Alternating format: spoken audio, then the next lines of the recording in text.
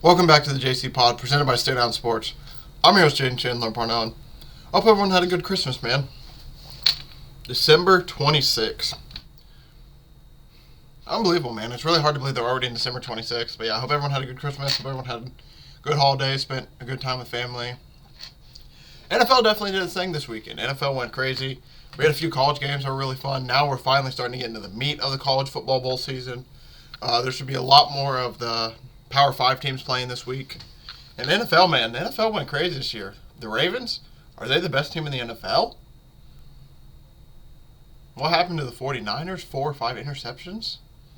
I mean, the Colts getting blown up by the Falcons on Christmas Eve. Christmas Day, the Raiders win? It's going to be a wild one today. Yesterday, on Christmas, was the day of the dog. We had defensive touchdowns yesterday in both games. Almost had a third. It's going to be a great one. So yeah, for today, I'm going to go over some NFL news, breakdowns, and recaps pretty much of everything that happened. Then go over a little bit of playoff action, talk about who's in the playoffs now, what we got looking at, because we got some clinching in. I don't know if anyone's clinched a spot specifically yet, but we at least had some division clinchings and all of that.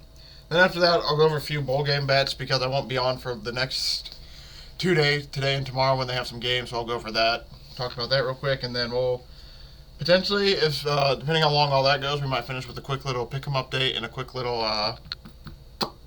betting update, pretty much, of how the season's gone so far. But yeah, without any further ado, we'll basically hop right into it. And yeah, we'll just go over what do you guys want to talk about. You want to talk about the Monday night games? You want to go backwards, forwards, backwards? How do we want to do it? Pacers. I'm about to hammer another Pacers over live on the show. I think it didn't. I don't know if it hit last time I did it on the show. I think it was just short, but I'm sorry, especially under 240. If these Pacers overs are under 240, because 240 is about the number where I guess, 240s are about when it starts to get a little scary, but anything under that, thank you. There we go. But yeah, no, without further ado, we'll go over, for example, the whole AFC South lost. The whole division, wild. Yeah, it was a bunch of wild games this weekend, honestly. I don't know where I want to begin. I guess we can start. 2 weeks in the NFL left, by the way. Isn't that wild to think about? 2 weeks. I still can't believe that we just finished week 16. It doesn't feel real, man. Does not feel real. Man. No, I think we're officially done with... Wow. We are officially done with Monday night games. I guess we should, we'll have a moment of silence real quick. Moment of silence for the Monday night games. Our last Monday night game of the year being 2 number 1 seeds.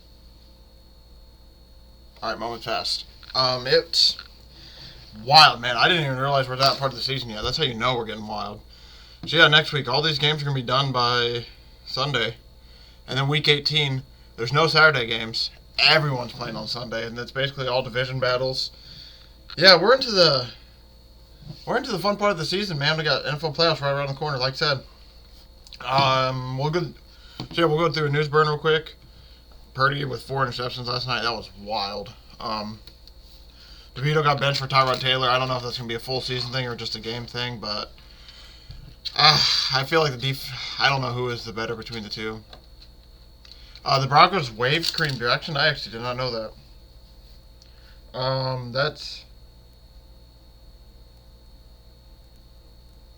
Wow, that's shocking. I did not think they were actually going to waive him. Yeah, no, that's honestly just really surprising. Honestly, I guess, man, he's 35 years old. I didn't realize how old he was for NFL-wise. I don't know why I thought he was I thought he was at least only in his 30s. I didn't realize 35. That is pretty old. No, for NFL it is. But obviously, I don't know, man. This is wild. I didn't think that they would let him go. I don't know. I definitely think he gets signed by somebody potentially because, I mean, he's a hard-hitting presence and everything. Isaiah Pacheco does have a concussion after he got kneed in the head. For those of you who weren't able to see that Christmas Day game, Isaiah Pacheco took a knee to the head when his helmet slipped off. So it looks like he is going to be out potentially for next week if he's in a concussion, I would assume. Because I just don't know if he's going to get off quick enough. So there was a lot of concussions last week. I mean, Sutton lost one. Trevor Lawrence just come out and said the Jaguars look lost. Sorry, I was in mid-burp. I thought I was going to have to cut it because I couldn't breathe. Yeah, but Jaguars, they just seem lost. The Dolphins, I can't wait to talk about the Dolphins game. They ended on a game winner. I didn't even realize this. Because I was with family at the 1 o'clock, so there was a few 1 o'clock games I didn't get fully touched in on. I didn't realize Sam Howell got benched again. And he led the Commanders 3 touchdown drives to help raise the 20-point deficit. So yeah, I mean, Jacoby Brissett's probably going to end up starting next week. I feel like if they keep benching him.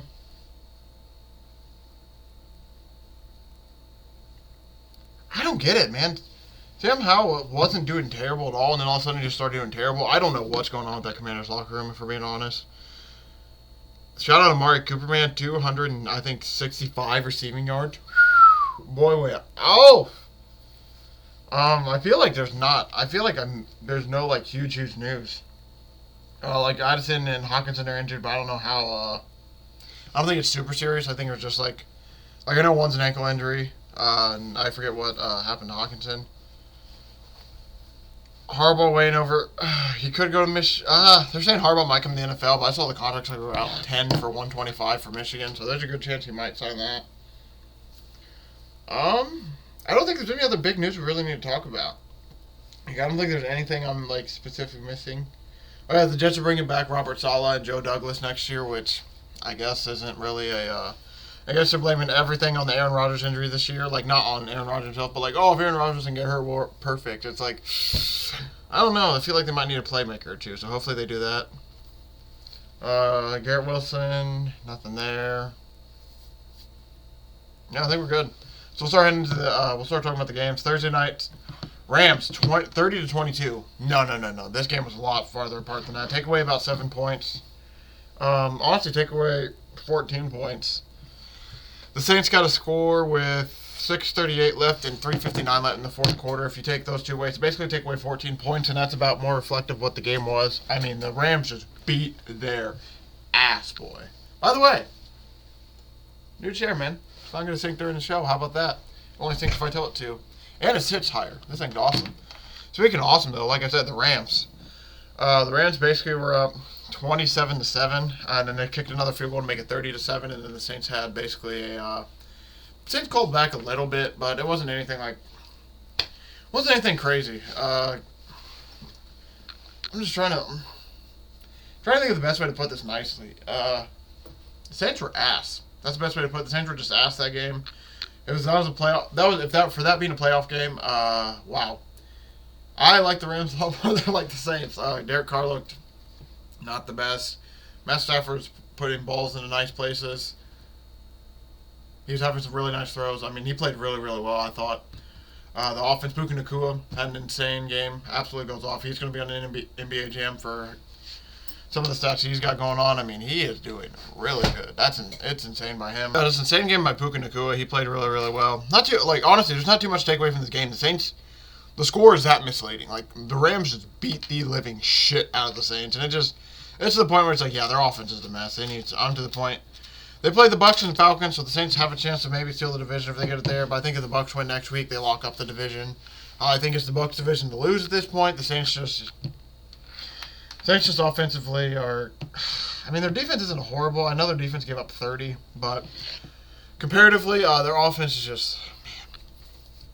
just seems lost sometimes. That's the best way to put it. Just seems lost. Like, there's some games they don't look bad at all. Like, against the Colts, they didn't look horrible at all. They had everything clicking on all cylinders, and they play the Rams, and all of a sudden, they got nothing going for them. So yeah, that was a big win by the Rams on big win by the Rams Thursday night to get themselves in the playoff picture that we'll talk about. Like I said, once I finish all these game breakdowns. But just so you at least have an idea, I'll wait. I was gonna give you just an idea, but we can wait till the end. Bengals Steelers. This is gonna be a quick one to talk about too. Bengals get that dick slapped around. They just sucked. Absolutely sucked this game. They went down 21-0 right away, pretty much, or 24-0 right away, pretty much. Sorry, excuse me. George Pickens, first play on offense for the Steelers, 86-yard touchdown. Either the first or second play of offense. It's like, this game's gonna be like that. And then I think the Bengals muffed the punt or did something, 3 and out, something like that. Then boom, they get the ball. Steelers get the ball in good position. Calvin Austin scores a touchdown. Najee Harris then gets one, and followed by a Boswell field goal, and then the Bengals score. But yeah, it was Shout out to Steelers, man. Mason Rudolph actually looked really good.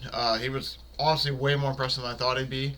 We're gonna have to see how he does in week 2, though. I don't know. He might. I don't know if he's the best quarterback in that room, but he's definitely better than Mitch. That's 100% sure. True. I don't know if he's that much better than Kenny. By the way this game looked, I would say yes, but I don't know. I don't know, man. I did not expect Mason Rudolph to do all that, but I give him mad props, man. He played really well. I just didn't expect it.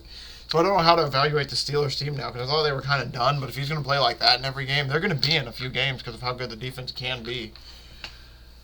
So it's like, man, I don't know. I do not know with the Steelers team.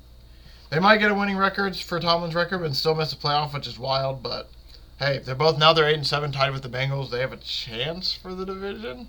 No. The Ravens won last night, I forgot. The Ravens didn't win and the Steelers won out. They had a chance, but no. It's over now. That is Ravens' division to lose after what they did last night. Again, shout out the Ravens, man. I can't wait to talk about them. Bro, that defense is legit. Kyle Hamilton, my Notre Dame boy. Woo! That boy, I tell you what, that boy is pretty good at football. I tell you what. Bills Chargers. This was actually really good game as well. This was really back and forth. I think the Chargers had the lead at half. They did not.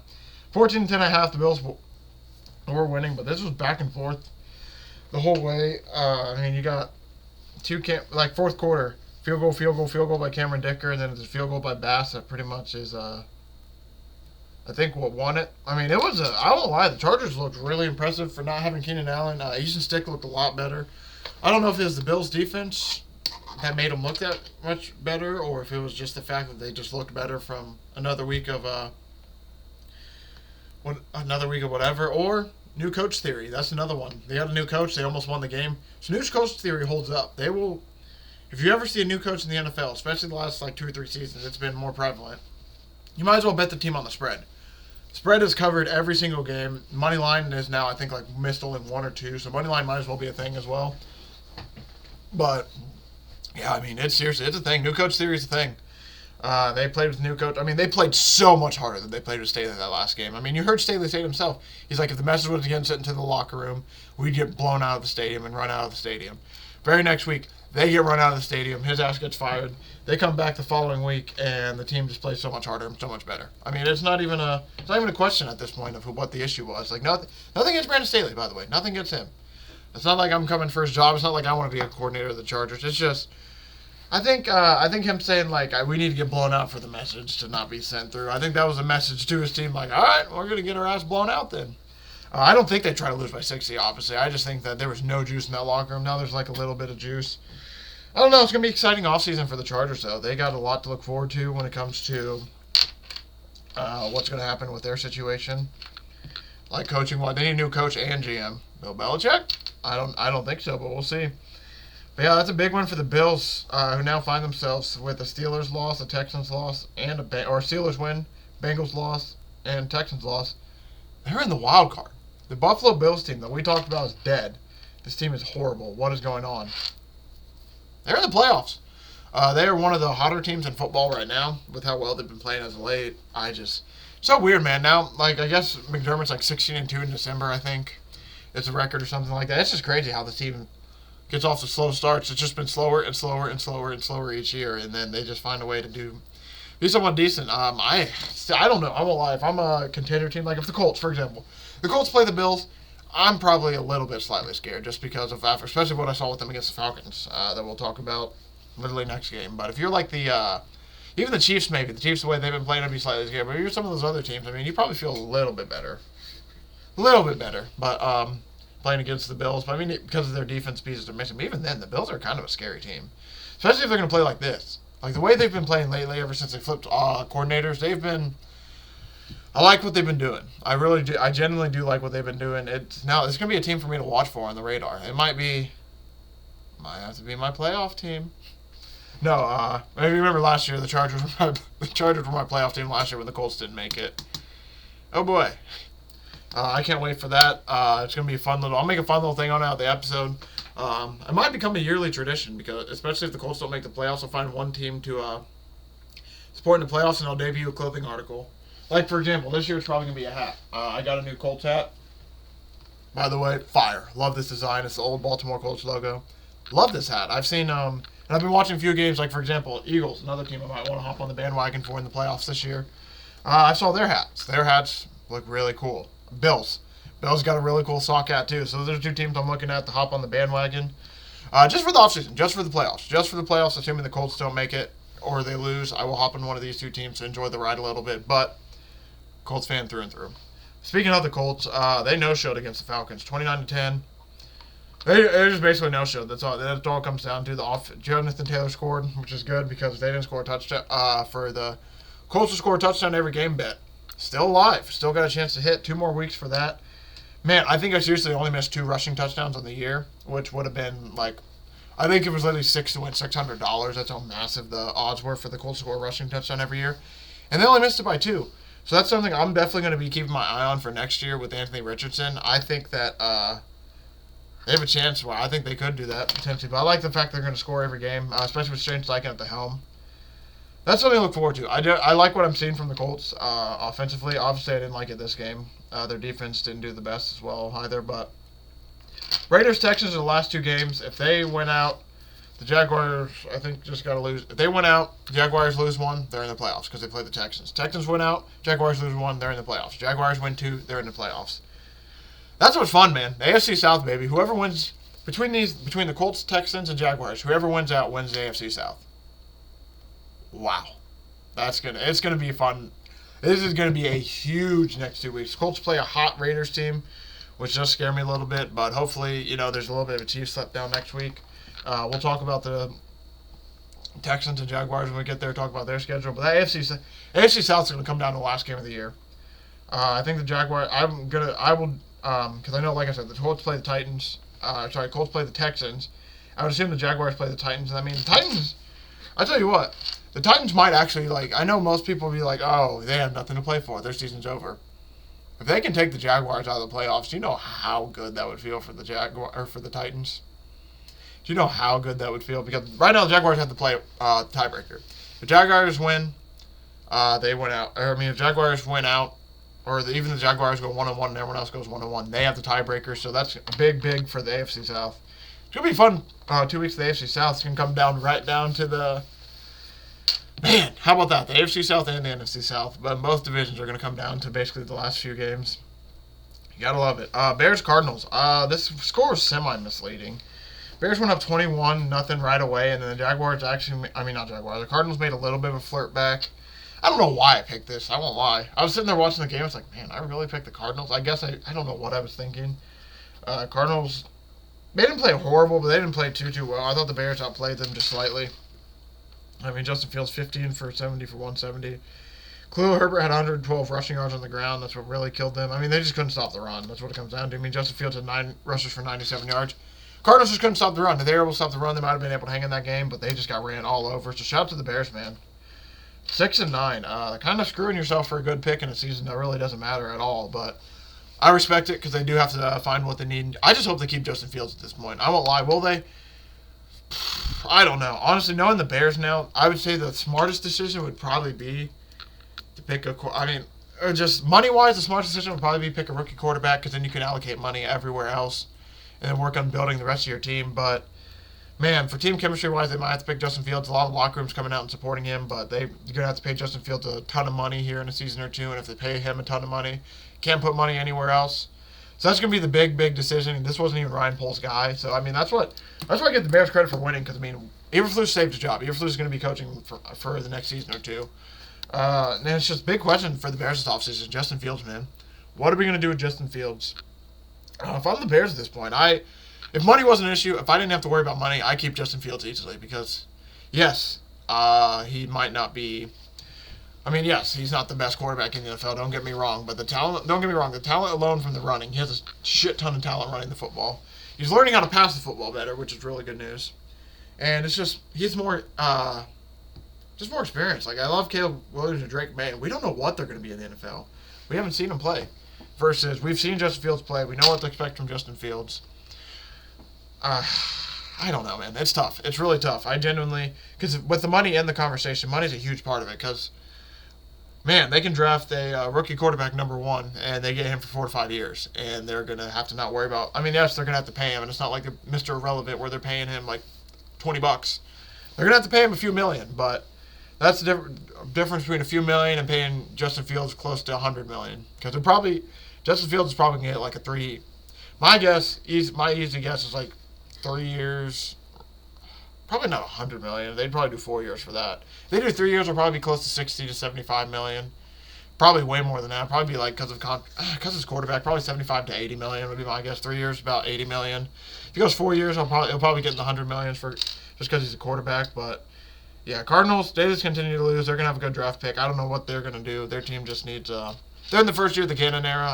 They fight hard and they play hard at least. I just don't know what to expect from their team still. So yeah, shout out to them. And an oddly fun game. Seahawks Titans, man. This actually ended up being a little bit of fun. Geno Smith, they have a chance to get in the play. I said on my show last week, this is a big game for them. They win this after beating those Eagles. I like what I've been. They have a chance to actually make some magic happen. We'll talk about, like I said, playoff picture. It's going to be probably about 5 game breakdowns or so. We'll just go straight into that. Touchdown pass from Derrick Henry to Chick-Okonkwo. That was an awesome play. DK Metcalf had an amazing one-handed snag, and then Derrick Henry comes back down. Rushing touchdown in the fourth quarter, 3:25 left. They're down 4. Seahawks need a touchdown. Seattle goes down the field, marches down the field. Touchdown from Geno Smith to Colby Parkinson. It was really, really awesome game. Ryan Tannehill, what is this, 18 for 152. I mean, it's all right. Not anything special. No touchdowns, no nothing. Geno Smith was 25 for 36, 227, 2 touchdowns. Like I said, this was big for their playoff hopes. 2017 victory for the Seahawks. If you read my article on Stare Down Sports, push, baby. Disgusting. It was at 2.5. Didn't take it at 2.5. Got all the way up to 3.5, I believe. I believe that was a game that got up to 3.5. Got all the way up there, and yeah, they pushed. But no, this is honestly a really good game. Huge win for like I said, for the Seahawks, who now, if you look at their wild card picture, they are in the wild card now due to a Vikings loss. Yeah, due to a Vikings loss and the fact that Atlanta, I guess, only have 7 wins. Packers have 7 wins. Saints have 7 wins. Seahawks are in the playoffs 8-7, man. That was a very important game for them. Huge game for them. Like I said, I liked what I've been seeing out of Geno. I didn't get to watch the whole game. Obviously, I only got to watch bits and pieces because this was another one of those ones because of Christmas I wasn't fully locked in on. But I am not mad at all with what I saw from that boy Geno. So we'll move on next. We got like I said, big win for the Seahawks. I don't think I have any final thoughts. The Titans are just having a really, really weird year. Will Levis didn't play, so we couldn't really evaluate him there. I don't know. The Titans seems just weird. I don't know what to, like I said, I still don't know what to expect with them because, like I said, there's rumors Derrick Henry might move on. I mentioned that last week, I think, on my pod. I don't know. They might be in a transition era, or transition a few years. So I don't know. Mike Vrabel's there though. That's all I know. So I know their defense is going to play hard and tough, and I know they're going to be a tough team to deal with. But yeah, I just don't know what it means for them the rest of the season. Their season's obviously done, but I don't know what their future looks like just yet because they have a lot of questions, like I said. So I'm very interested to see what this Titans team does, especially them being a division foe. And also shout out me saying the Titans were going to win the division this year. I don't know what the hell I was thinking there. No clue, boy. Shout out to the Browns, man. The Browns, big game win, blowout the Texans. I mean, it was a blowout. The Texans scored 15 points in the fourth quarter, make it a little bit closer. Very similar situation to 2 or 3 teams ago. I forget, the Saints. Very similar situation to the Saints where they scored 2 touchdowns back-to-back. Make the game look a little bit closer than it was, but no, it was not. Joe Flacco, baby. 368 for 3, man. Hey, now, Joe Flacco's playing. I mean, he had 2 interceptions as well. The interceptions are an issue. He is throwing 1 to 3 interceptions a game right now, but hey, he's doing what he needs to do. He's leading the offense down the field, but we don't need to talk about Joe Flacco. 11 receptions, 15 targets, 265 yards, 2 touchdowns, 24.1 average. Have yourself a day, Amari Cooper. I just wanted to sit there for a minute. Have yourself a goddamn day. 265. I'm gonna say it one more time and let it sit for a second so you can realize it. 265 receiving yards.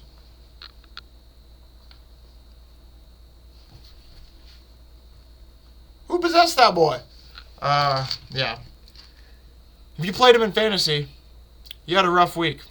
Same if you played against Breece Hall. And if you're lucky, you played against both of them. Like this guy. No, shout out, honestly, shout out Amari Cooper, though. That was really awesome. He just absolutely torched the Texans. He beat them himself almost, I would say. I mean, I saw he was getting jump balls. He was just beating them anytime he could get a chance to. Shout out Amari Cooper, man. Big win for the Cleveland Browns because, like I said, now they're 10-5. They have a chance. I won't lie, Stefanski might have a chance for Coach of the Year because they've been flirting with a lot. They're just what their team's done, man. They're $200 million quarterback sitting up in the booth because they basically aren't playing him the rest of the year. He just got magically hurt. They signed Joe Flacco off the streets, and they're still 10-5. They're dealing with all this. Myles Garrett, I don't know if he played. He might still be hurt. I don't know for sure. But yeah, the Cleveland Browns are in the 5 seed. So I mean, they're pretty much between them and the Ravens. I just don't think the Ravens. That's just what's crazy. The Ravens have to watch their back just slightly because of how. Because of how close they are. I mean, they are just nipping them in the heels. They're just trying to get right there as quick as they can. Sorry, I'm trying to find this Ravens game so I can tell you their record. Because, 10-5 versus 12-3. I mean, Ravens have to lose out. Obviously, Browns would have to win out. But we're less looking at the Browns being a 4 seed. That's almost probably a lock. I don't know if anybody else is going to get 10 wins in the AFC South. Or not even the AFC South, but in the AFC in general. I don't know if anybody. I mean, Buffalo maybe. I guess I could take that back, but I think they have a tough schedule if I'm not mistaken, so we'll double check that real quick. Buffalo Bills, their schedule.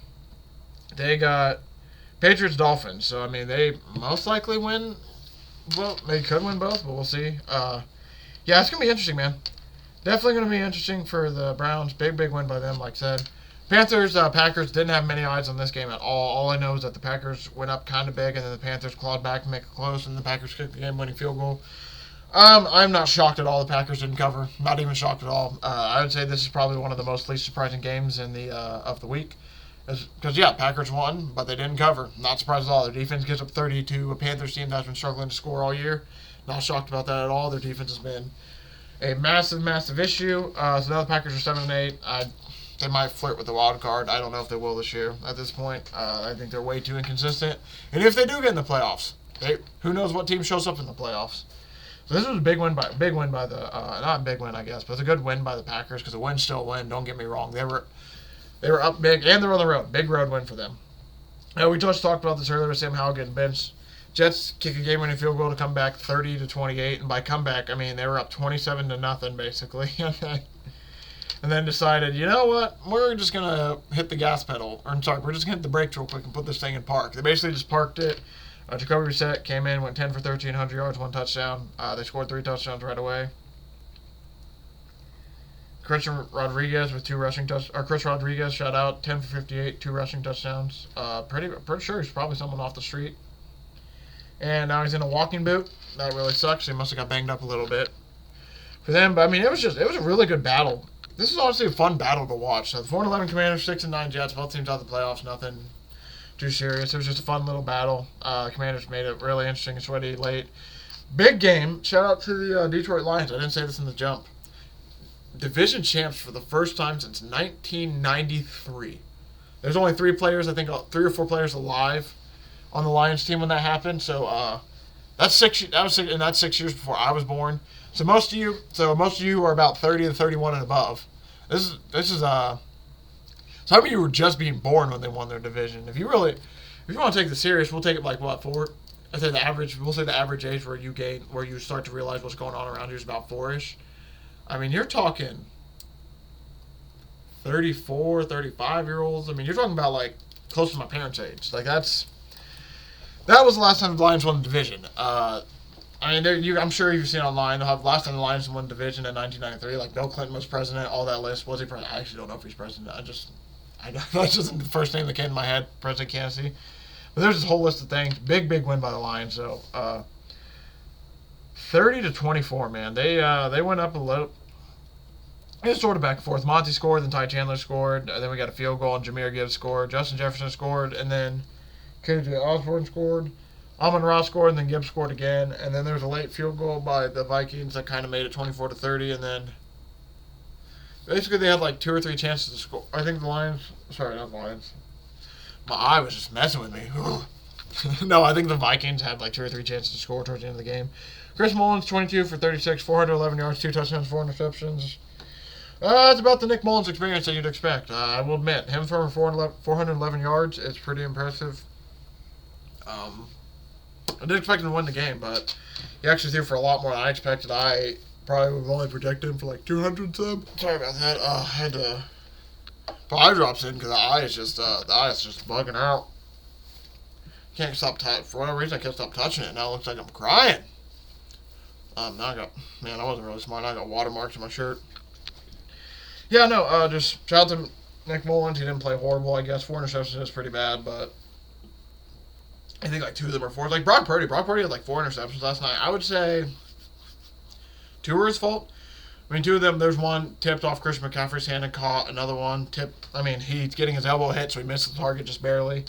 I mean, they don't tell you on the sheet that interceptions are from this or that. They just tell you it's an interception. So I'm not going to bash Mullins too hard. He probably had to force a few balls based on score, but that was the best game by him.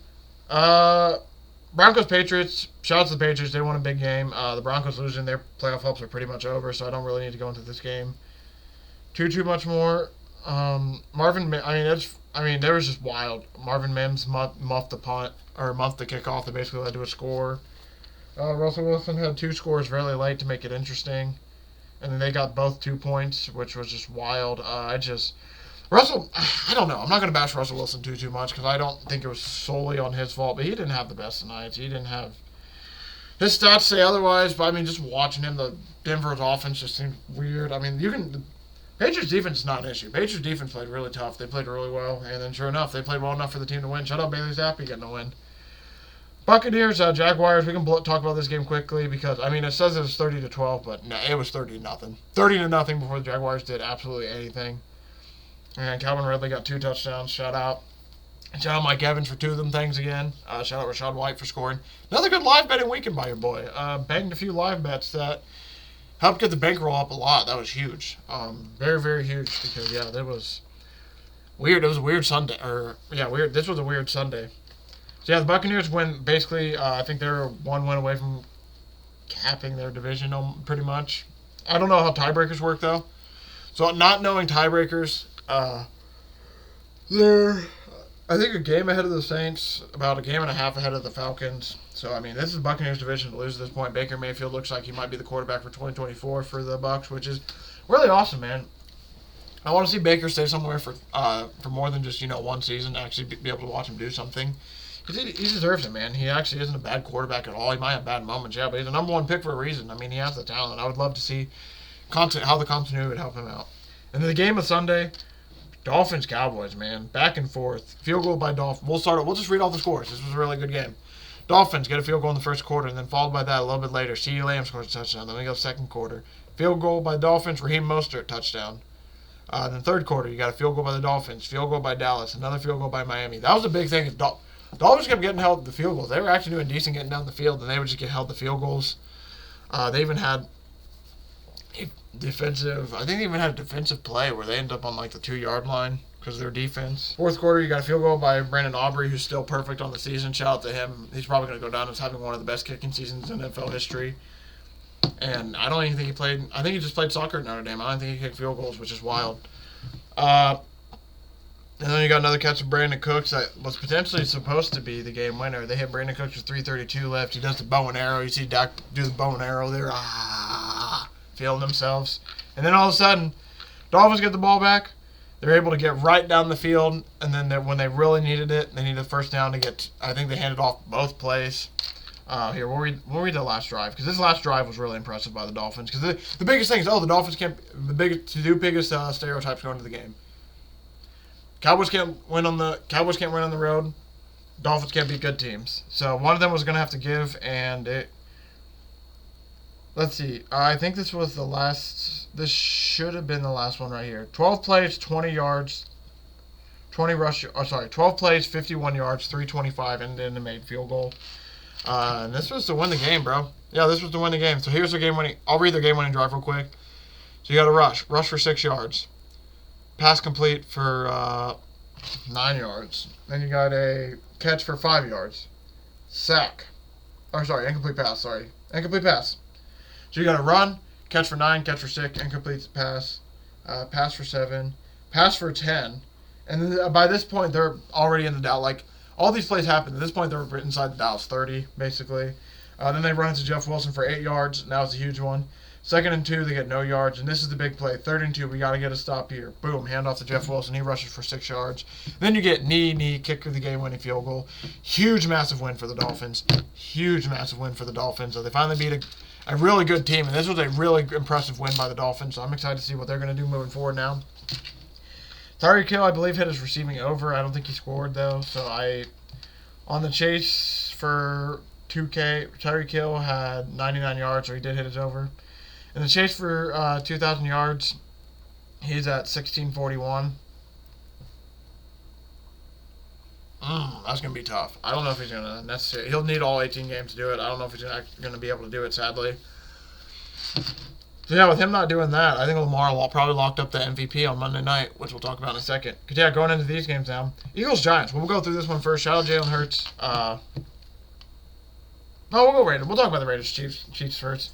That was the first game. Raiders-Chiefs, 1 o'clock game. Chiefs just handed them 14 points. And that was the game, pretty much, which is wild to think about. I got this new chair. By this time, the game was just started. Opened gifts, everything. Spent some time with family. I was at home. So I'm like, I'm going to build this chair now. Building this chair. I think my mom happened to come in the room. Was like, hey, do you want to help me finish this real quick? So she was just sitting there. And while she was like tightening something, I just happened to look up, tighten. Boom, fumble 6. And then boom, pick 6. Like literally within back-to-back plays. It was like, whoa, what just happened? All of a sudden, the Chiefs are down 20-7.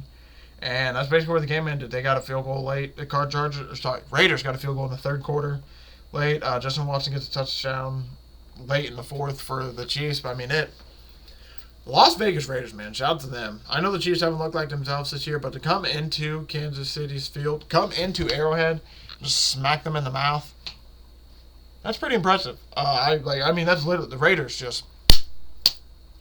Aiden O'Connell didn't complete a pass outside the 1st quarter. Aiden O'Connell was 9 for 21 for 62 yards, and he finished about 9 for 11 at the end of the 1st quarter, and didn't throw a pass basically the whole time. Zamir White, man, 22 for 145. I mean, he just ran all over the Chiefs. When the Chiefs really needed to stop at the end of the game, Zamir White. When they really needed to stop at the end of the game, Zamir White just literally just run, pounding it. Like this, I'll read you. This was another one. I'll read the last drive real quick because this was truly impressive by Zamir White. The last drive because they literally need to run it out. He runs for 6 yards, rushes for 43 yards. And rushes for 15 yards. And, at this point, the Chiefs, if they get the ball back, Mahomes might have some chance to make the magic happen. But no. The defense is worn out. The defense is wore down. And he just runs right through them. So, shout out to the Raiders, man. The Chiefs might have to go on the road. And this Chiefs team, I don't know what to expect from at this point. My buddy Rowan did call it. He said at the beginning of the year that this is going to be a weird Chiefs season from hell. And he was right about that. This Chiefs, they look nothing like the team they were during the dynasty run. They can still win the division, I believe, next week or week after, but man. But yeah, now moving on, Eagles went up pretty big right away, basically go up 20-3 going into half. Giants have a 15-point third quarter, Saquon Barkley able to find the end zone, shout out, another live bet for your boy. And then Jalen Hurts throws a pick 6 to make things interesting. DeAndre Swift scores a touchdown, they get a field goal. Tyrod Taylor throws a deep pass to Slayton. Shout out. Another live bet for your boy. That one was a big one. I won't lie to you. I bet Darius Slayton about 2nd, 3rd quarter. I'm like, you know what? They're going to score. I've seen Darius Slayton get a few targets. It was about when Tyrod Taylor came in. He threw to Darius Slayton once or twice. Checked his odds. It's about 1,400. I'm like, you know what? We'll sprinkle that real quick. Just in case. And then boom, deep play. I was juiced. Oh, that might have been the win of the night. Won't lie. That happens. Boom, let's go. I was really jacked up and juiced about that. And then, yeah, sure enough, the Eagles are able to come out and win. It's hard to take anything away from this game. It's a division game, not only that, but the Eagles did look impressive. They just had a few mistakes here and there. They let the Giants hang around. So, also, shout out to Jalen Hurts for passing Cam Newton for the single-season rushing record by a quarterback with 15 now. With a tush push, with the tush push, you might as well bet Jalen Hurts to score every game, and it's probably going to happen. But, yeah, big win by the Eagles. They continue just to win, and now they took over the Cowboys. They went out. They have a chance, I think, maybe even be the 1 seed due to this 49ers loss. But, I think 49ers have the tiebreaker if they tie. But either way, it's going to be still a really successful season by the Eagles. It's just going to be, what are they going to do? They got basically now they got, after this game, they got 2 more games to figure themselves out before they get ready for a playoff run. And the final game of the night, 49ers-Ravens. Talk about a sexy game. Lamar Jackson, first play of the night, first score of the night goes to the referees who, there's a ref backpedaling. Obviously, either the feet were moving too fast, or the body was leaning too far back. The ref falls down, it becomes a safety. 49ers get the ball back that ensuing drive and kick a field goal. Justin Tucker comes back, he kicks a field goal. And then, this is when all hell breaks loose. I mean, Brock Purdy. 4 interceptions. Christian McCaffrey, 103 yards on the ground. Lamar Jackson, 252, 2 yards, 2 touchdowns, excuse me. But, I mean, Purdy had a lot of turnovers, which led to Gus Edwards touchdown, another field goal by Tucker. Rushing touchdown by McCaffrey, field goal by Tucker. Lamar Jackson touchdown to Aguilar. Lamar touchdown to Zay Flowers. Shout out. I had that one as well. Justin Tucker, field goal attempt, and then Sam Darnold had touchdown to Ronnie Bell at the end, which if any of you bet Ronnie Bell by that point in the game, he was easily like plus 1,500 to plus 2,000 odds. I mean, the Ravens just came in and smacked them in the mouth, basically, in the great words of the Pat McAfee show. No, I mean, this was an ass beating. I mean, 33-19 makes it not look as bad as it was. You take away that late 7 that they scored, it's 33-12. I mean, the Ravens, with that 4 interceptions, just absolutely destroyed the 49ers, which is really big because this was the battle of the 2 top teams.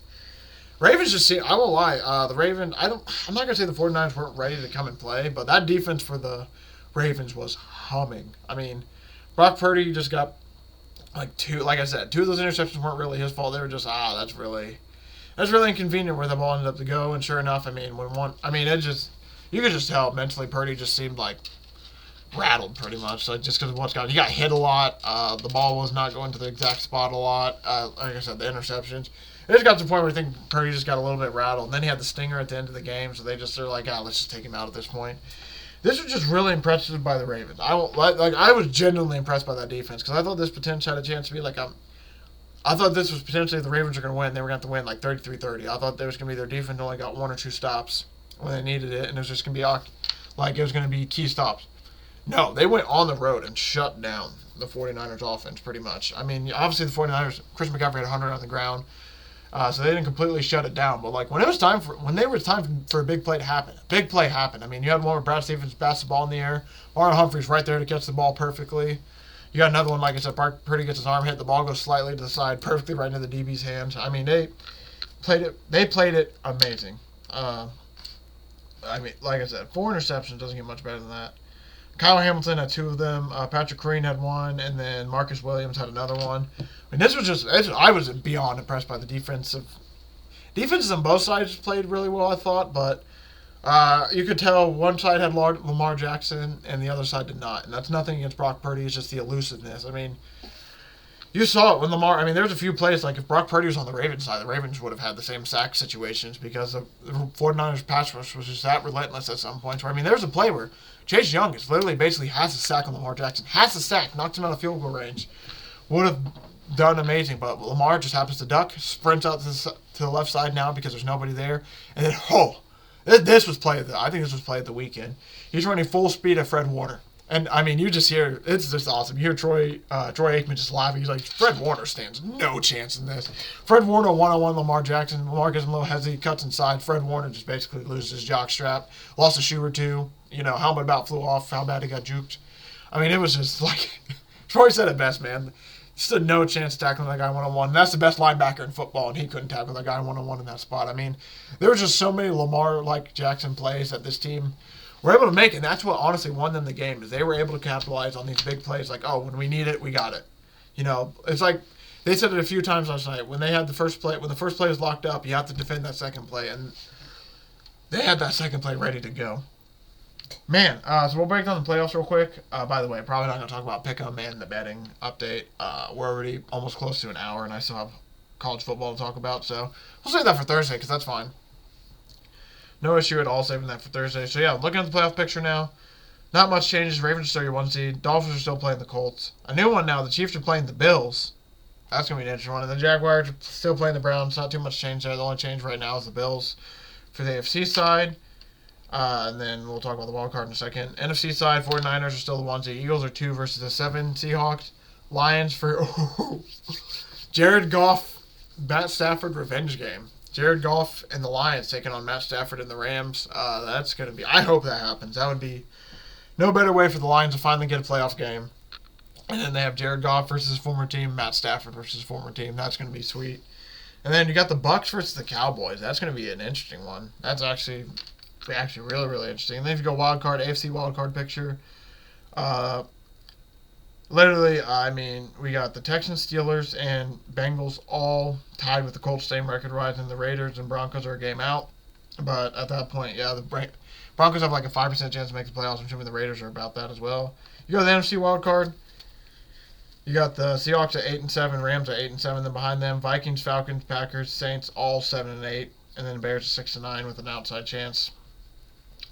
Yeah, it's gonna be a fun one, man. This NFL playoffs is coming down to these last 2 weeks. There's a few spots that need to be finished and everything. I think eliminated. We should have some lock stuff locked up. So I'll read that real quick, and then we'll move on to some college football to talk about.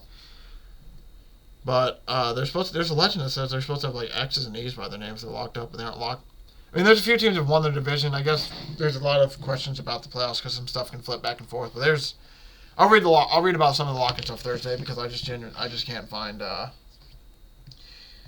the nick of time, and I don't want to spend all day just scrolling on media while it's like, here, let me find what teams are locked in for the playoffs and what teams aren't, because I can just talk about it Thursday. But yeah, so we'll save that for Thursday because I can't find it. So Thursday, one of the first things we'll talk about while I'm breaking down I'll break it down Pickem probably. I'll do that. We'll go through a mix between picks, and then I'll just talk about some of the playoff teams and everything, and who's clinched. But yeah, that moves us on to college football now. Went a little bit crazy. Shout out, man. I went 2-1 this week on the bowl games. Northwestern wins 14-7 for me. That was awesome. Let's see. Who else did we have? We had Air Force covered. They went 31-21 over James Madison. Had them boys, and the only loss was Troy. That one really hurt. I won't lie. We also had South Florida. I forgot about that. I gave out South Florida on the show. They won 45-0. Beat that ass of Syracuse. Georgia Tech. I did give out UCF. That was my one loss. I had 2 losses, I guess. I forgot about the Thursday and Friday games. So instead of 3-1, I went 4-2. Just switch that real quick. UCF covered for us. South Florida beat Syracuse 45-0. Georgia Tech handles UCF 30-17. That was pretty impressive. Northern Illinois beats Arkansas State in a close one, 21-19. Duke beats Troy 17-10. I was pretty impressed by Duke there. I didn't know if they'd show up at all. Georgia State wins 45-22 over Utah State. Eastern Michigan gets that ass blown out 59-10 to South Alabama. And then I'm pretty sure a fight happened in this game. If you've seen the video at the end of the game, some player from South Alabama basically gets sucker punched by an Eastern Michigan guy. By the way, the South Alabama guy had his helmet on, so I don't know what you get from sucker punching a guy from behind with a fist with a helmet on. They usually talk about when you're fighting people, they talk about the helmet and how much defense that adds. I don't know how many extra defense points you get for a sucker punch with the helmet from behind. Why punch a helmet, dude? At that point, you might as well just take your own helmet and just crack him on the side of the head if you're going to go that far.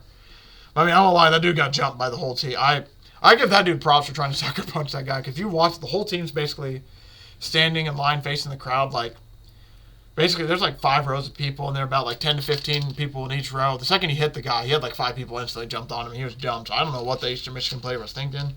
Like I said, Northwestern wins against Utah. Huge. Let's go. Shout out Northwestern, man. Awesome way to end the season for them. Not only did they win me a lot of money to end the season, they just played really, really well. And then Coastal Carolina, San Jose State. Coastal Carolina wins by 10 in that one. So it leaves us today, Bowling Green, Minnesota. I am for sure probably going to be on Bowling Green.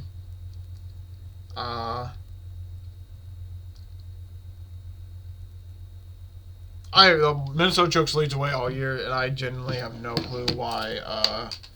They basically shouldn't have made a bowl. They were like they basically got invited to the bowl just because they needed one team to fill it in, and they just happened to be one team because they didn't even make they're 5-7. They didn't even make bowl eligibility. They just got. I think they literally. I saw somebody say they got in because of academics. I don't know how true that is, but they definitely. There's some tiebreaker system where they were one of the first teams to ask. So I'm for sure taking Bowling Green plus 3.5. I think this means a lot more for Bowling Green than it does for a 5-7 Minnesota team that shouldn't even be in the bowl game, if I'm being honest.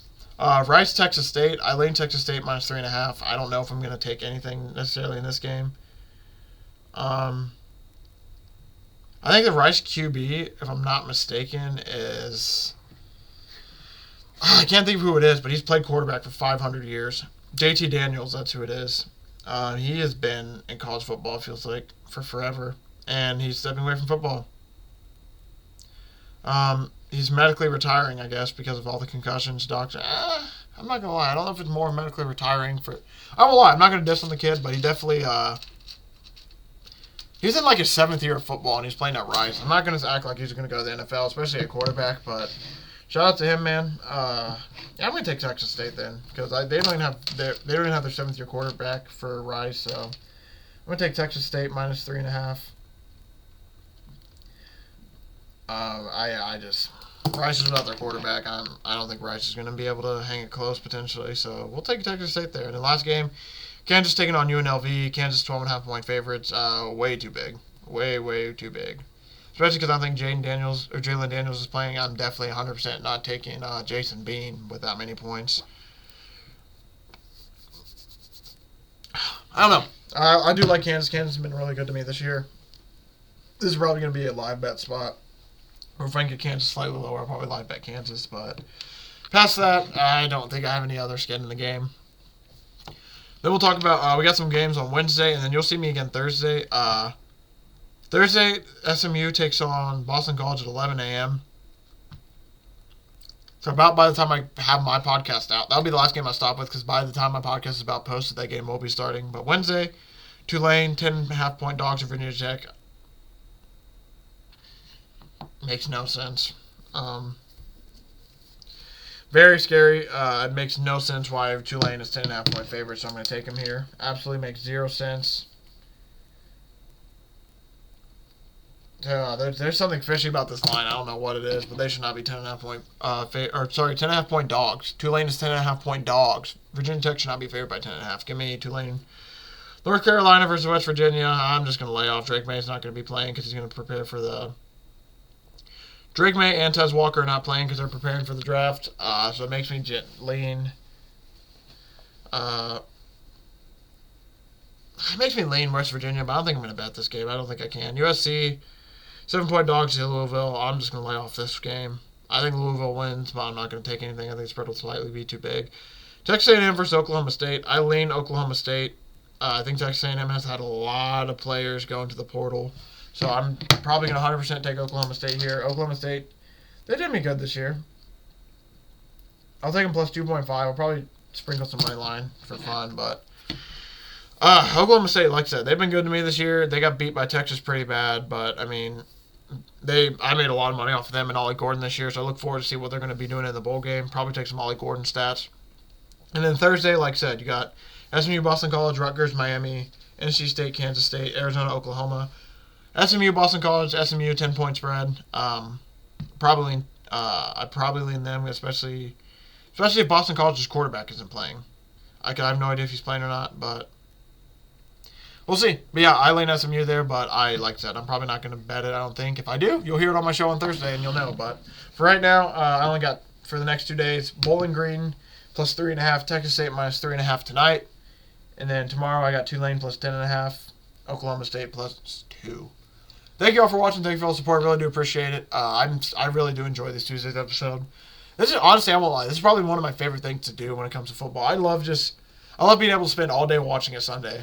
Just watching it. And then I love just being able to come here and break it down, help remind myself, what did I see? What did I actually see that mattered? I need to start doing a better job, I'll admit, of writing down stuff in the game, like writing down keynotes, ooh, this, yes, let's write that down, remember that. 'Cause I will admit, I have not done that. I usually just, indulge it, and then I'll read on my phone, some stuff after, see if there's anything I missed, but it's a lot of fun, man. It's really sad that we're already in week 16, you only got 2 weeks left. I genuinely do really love watching the football, coming back on here, breaking it down for everyone, because I know there's people who can't watch football all day, Sunday. I'm one of the few people. that, trying to do this for my living, and I get the benefit of I get the chance to watch football all day on Sunday. So for those people who can't, I love being the guy like, hey, I got you. I'll give you some key points from the game so you feel like you were able to watch it and at least get an idea of like some of the key things going into the next week. But yeah, I really do appreciate it. Thank you all for watching. Thank you all for support. Much love as always. Thursday, we'll go over the betting record and we'll go over Pickem a little bit. Because, hey, now, I'm pretty sure I'm about 7 out of third place. First and second, they're about 25 to 30. I don't know if that's really going to happen. We have a chance to steal third, which would be awesome. I would love to at least steal third in this season because we had a mess of a middle of the season where I just finished in the middle of the pack. It was very frustrating. So, yeah, if I could steal third out of this season, I'd feel like a huge, huge win because it's basically money back. And it's like, so I'll take it. But, yeah, thank you all for watching. Thank you all for support. So, Tuesday, Pick'em, NFL bets, college football bets, per usual. And then, man, we have 2 more weeks of Pick'em. That's crazy. This week of Pick'em, next week of Pick'em, then as JC plays into the playoffs ends, and then, man, we'll be talking some basketball. Speaking of basketball, next weekend after New Year's, my boy, so we aren't going to have it one more week, people. No hardwood hoops this week. We'll talk, or no, hump day hoops. We'll talk about hoops probably after New Year's. I'll have my boy Rowan on. Probably on Saturday, I want to say, maybe. We'll see. I'll have to talk to him about it, but there's a chance that he'll be on Saturday and Wednesday, so we'll start talking more hoops since more hoops will be coming on, and then yeah, NFL playoffs right around the corner along with college football. Huge, huge games of college football. We got the New Year's Bowls coming up. Can't wait, man. Thank you all for watching. Thank you all for support. I will see everybody in this feed on Thursday to go over, you know it.